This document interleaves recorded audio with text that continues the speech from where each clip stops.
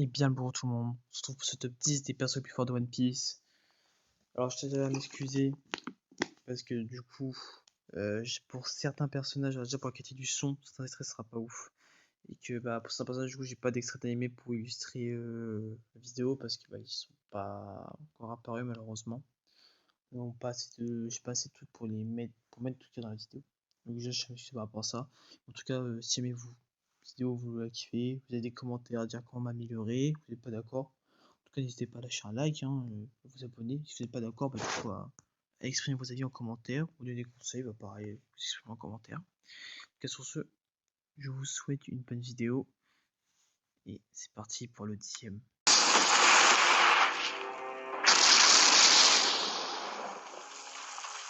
なんだこの怪物は。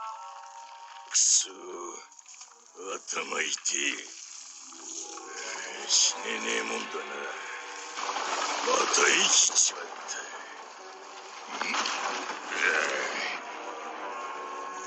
うまくやったよ白ひげのじじいは。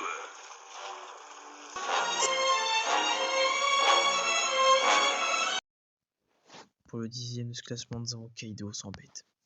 Lui l'autre que la créature la plus forte au monde.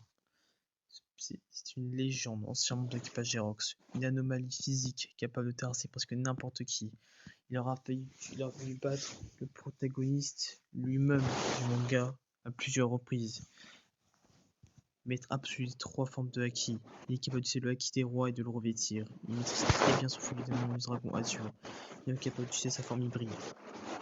Sa vitesse est telle qu'il peut surprendre Luffy, même lorsque ce dernier tue son haki d'observation avancé, et qui part dans le futur. Sa puissance était telle que le Goro s'est redouté d'énerver Kaido alors que le Funika allait s'éveiller. Kaido mérite totalement sa 10e place en tant que véritable anomalie du monde One Piece. Le prince maudit des vagues, inutile. Une observation monstrueuse, capable de distinguer Shanks de sa mort, et les abandonnés. Dans les derniers chapitres, sans spoiler évidemment, c'est dans une forme de dragon immense, c'est un plus grand, certaines îles elles-mêmes. Le Enema, qui a 42 degrés, comme des mains, un outil de lui-même comme des mains.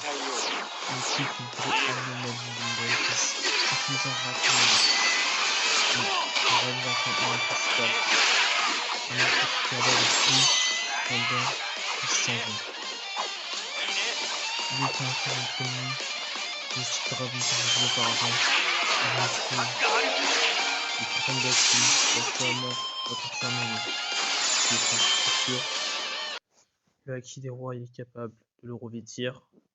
C'est le seul personnage qu'on a vu capable de tuer un chevalier divin. S'il n'est pas plus en stop, c'est parce que, à l'heure où je vous tourne cette vidéo, nous n'avons pas encore la suite des chapitres. Mais sinon, on serait sûr que j'aurais pu le mettre plus haut. Mais vous comprendrez sûrement mes choix avec le 8e.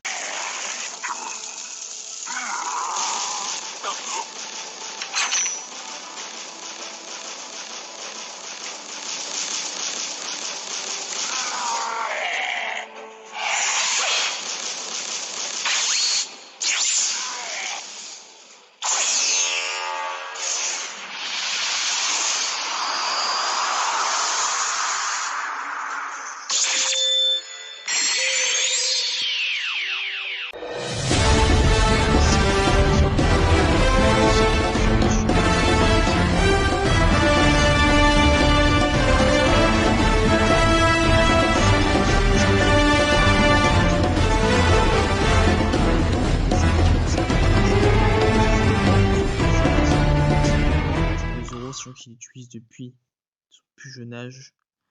Le narrateur dira lui-même qu'il est revenu invincible de son voyage. Son exploit majeur reste d'avoir littéralement humilié Kaido sans bête, lors de leur duel.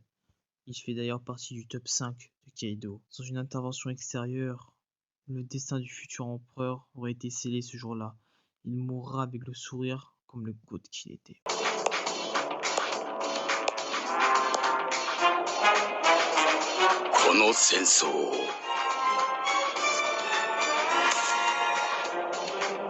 終わらせに来た。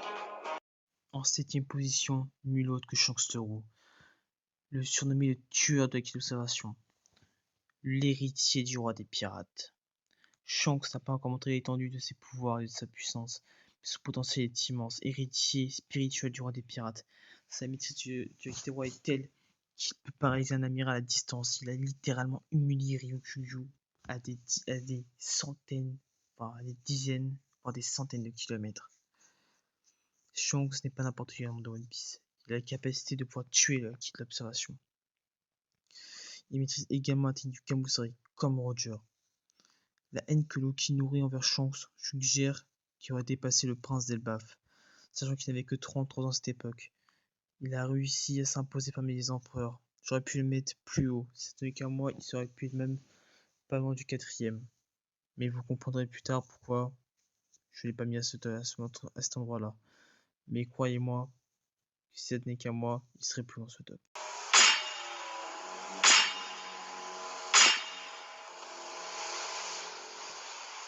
À la 6ème position de ce classement, je mets Barbe Blanche, Edward Newgate, plus communément appelé l'homme le plus fort du monde.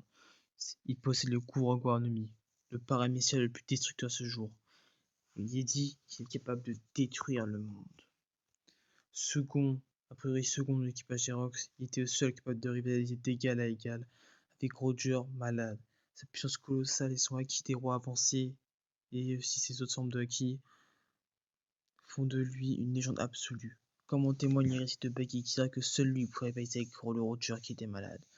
Barbe Blanche n'a pas démérité son titre d'homme le plus fort du monde, tout comme sa mort qui est tout aussi légendaire. Rox Xebec, ou pour ceux qui le savent, Davy Xebec, l'homme qui aspire à devenir le roi de ce monde, et qui dirige un des équipages les plus terrifiants que l'histoire ait connu. Son ancêtre étant Davy Jones, il connaissait certains secrets du siècle oublié.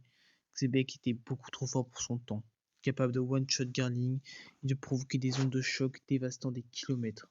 Lors d'un clash avec Harald, il reste le GOAT incontesté des pirates de l'ancienne ère. Il aura fallu l'alliance de Roger et de Garp pour en venir au terme de Davy Xebec.